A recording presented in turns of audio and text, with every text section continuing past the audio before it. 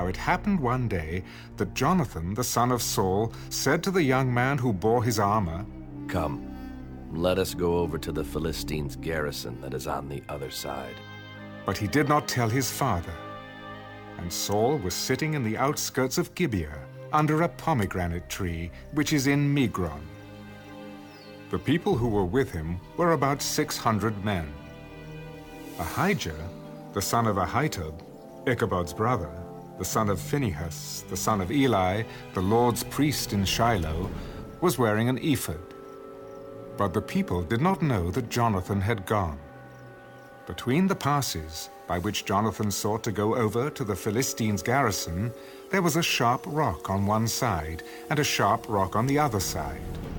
And the name of one was Bozez, and the name of the other Seneh. The front of one faced northward, opposite Michmash, and the other southward, opposite Gibeah. Then Jonathan said to the young man who bore his armor, "Come, let us go over to the garrison of these uncircumcised. It may be that the Lord will work for us, for nothing restrains the Lord from saving by many or by few." So his armor-bearer said to him, "Do all that is in your heart. Go then. Here I am with you, according to your heart." "Very well. Let us cross over to these men, and we will show ourselves to them. If they say thus to us, 'Wait until we come to you,' then we will stand still in our place and not go up to them. But if they say thus, 'Come up to us,' then we will go up, for the Lord has delivered them into our hand, and this will be a sign to us." So both of them showed themselves to the garrison of the Philistines. And the Philistines said, "Look, the Hebrews are coming out of the holes where they have hidden." Then the men of the garrison called to Jonathan and his armor-bearer. "Come up to us, and we will show you something." Jonathan said to his armor-bearer, "Come up after me, for the Lord has delivered them into the hand of Israel." And Jonathan climbed up on his hands and knees with his armor-bearer after him, and they fell before Jonathan. And as he came after him, his armor-bearer killed him. That first slaughter which Jonathan and his armor-bearer made was about 20 men, within about half an acre of land. And there was a trembling in the camp, in the field, and among all the people. The garrison and the raiders also trembled, and the earth quaked, so that it was a very great trembling. Now the watchmen of Saul in Gibeah of Benjamin looked, and there was the multitude melting away, and they went here and there. Then Saul said to the people who were with him, "Now call the roll and see who has gone from us." And when they had called the roll, surprisingly, Jonathan and his armor-bearer were not there. And Saul said to Ahijah, "Bring the ark of God here."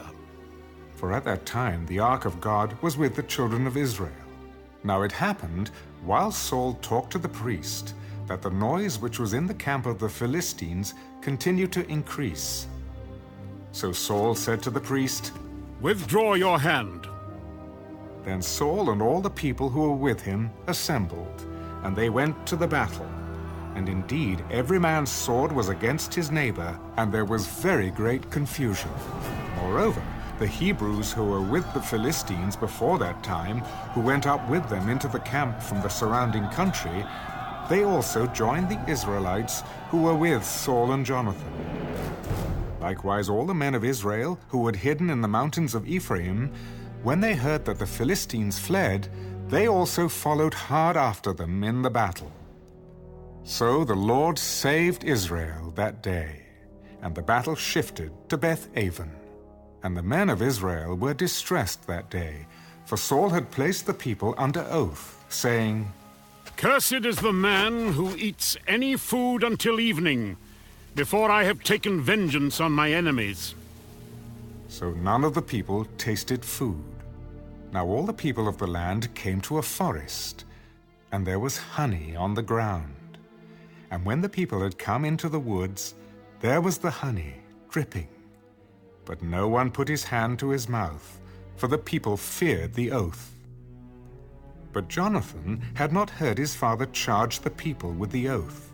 Therefore he stretched out the end of the rod that was in his hand and dipped it in a honeycomb, and put his hand to his mouth, and his countenance brightened. Then one of the people said, Your father strictly charged the people with an oath, saying, Cursed is the man who eats food this day. And the people were faint. But Jonathan said, My father has troubled the land. Look now, how my countenance has brightened because I tasted a little of this honey. How much better if the people had eaten freely today of the spoil of their enemies which they found. For now, would there not have been a much greater slaughter among the Philistines? Now they had driven back the Philistines that day from Michmash to Ajalon. So the people were very faint. And the people rushed on the spoil and took sheep, oxen, and calves, and slaughtered them on the ground. And the people ate them with the blood. Then they told Saul, Look, the people are sinning against the Lord by eating with the blood. You have dealt treacherously. Roll a large stone to me this day. Disperse yourselves among the people, and say to them, Bring me here every man's ox and every man's sheep. Slaughter them here, and eat. And do not sin against the Lord by eating with the blood. So every one of the people brought his ox with him that night and slaughtered it there. Then Saul built an altar to the Lord. This was the first altar that he built to the Lord. Let us go down after the Philistines by night, and plunder them until the morning light. And let us not leave a man of them. And they said, Do whatever seems good to you. Then the priest said, Let us draw near to God here. So Saul asked counsel of God. Shall I go down after the Philistines?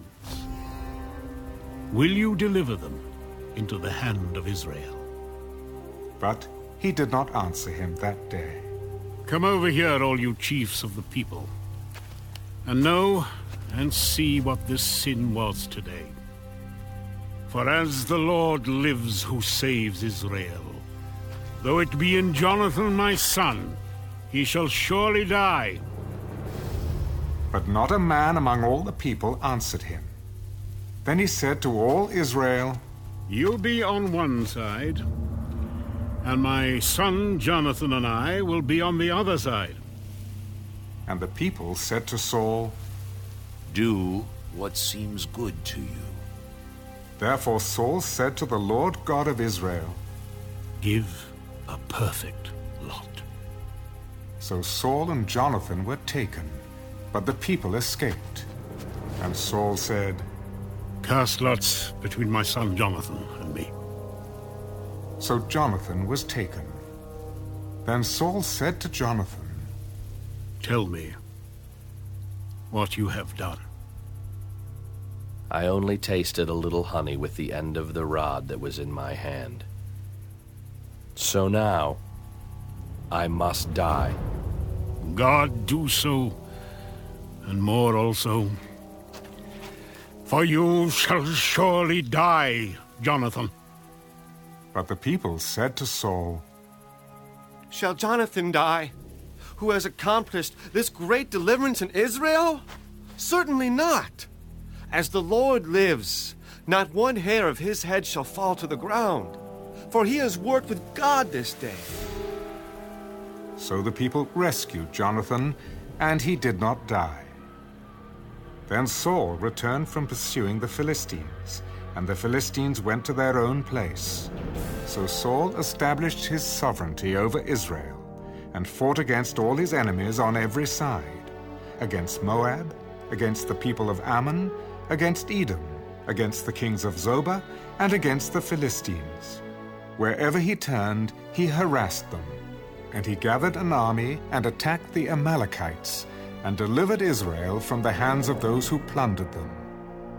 The sons of Saul were Jonathan, Jishua, and Malchishua, and the names of his 2 daughters were these: the name of the firstborn, Merab, and the name of the younger, Michal. The name of Saul's wife was Ahinoam, the daughter of Ahimaaz. And the name of the commander of his army was Abner, the son of Ner, Saul's uncle. Kish was the father of Saul, and Ner, the father of Abner, was the son of Abiel. Now there was fierce war with the Philistines all the days of Saul. And when Saul saw any strong man or any valiant man, he took him for himself.